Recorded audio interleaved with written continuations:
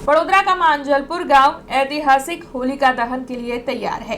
दरअसल यहाँ की जो होली है वो गुजरात की सबसे ऊंची होली मानी जाती है। इस साल भी यहाँ पर 35 फीट ऊंची अग्नि की ज्वालाएं होली में प्रज्वलित होने वाली है, जिसे लेकर तैयारियां जोरों शोरों से कर दी गई है। अनिष्ट पर इष्ट की विजय का प्रतीक माना जाने वाला होली का पर्व मांजलपुर गांव में हर साल धामधूम से मनाया जाता है।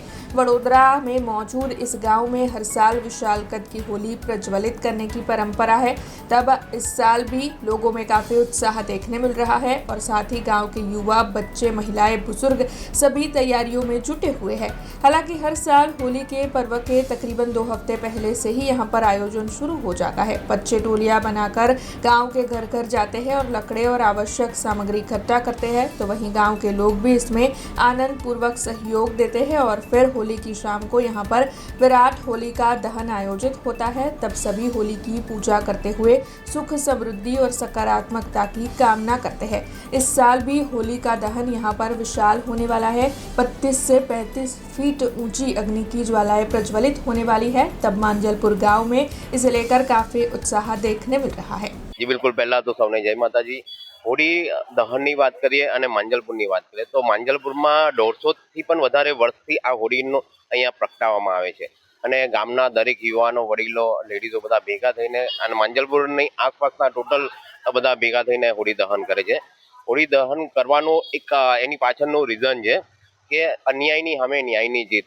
જ્યારે એક ભક્ત પ્રહલાદ જે હરિની ભક્તિ કરતા હતા અને એમના જે ફાધર હતા, એમના પપ્પા હતા રાજા કશ્યપ, એક રાક્ષસ જાતિથી બિલોંગ કરતા હતા।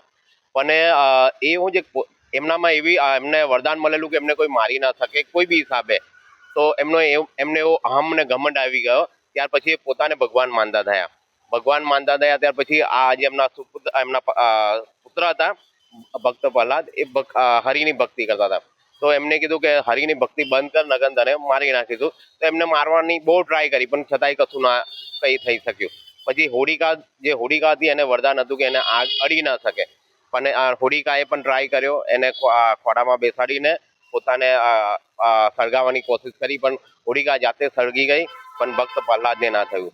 એ વાતથી જાણવા મળે છે, આ સત્ય હકીકત છે અને એનાથી જાણવા મળે છે કે તમે ગમે તેટલા શક્તિશાળી હોય, તમે ગમે તેટલા પાવરફુલ હોય, પણ જો તમે અન્યાય કરશો, અત્યાચાર કરશો, તો હંમેશા સત્યની જીત થશે અને ભક્ત પ્રહલાદને કશું ના થયું। એટલા માટે આ હોળી પ્રગટાવવામાં આવે છે અને દુનિયાને કહેવા માંગે છે, એક આ મેસેજ છે કે તમે હંમેશા ભગવાનને યાદ કરો, ભક્તિ કરો।